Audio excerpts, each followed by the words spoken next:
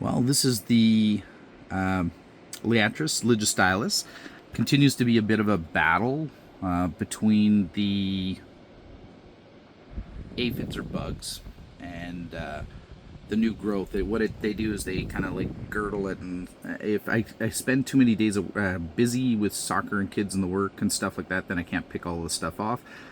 But I am slowly winning the war. There's less and less of them around, but it's taken some time.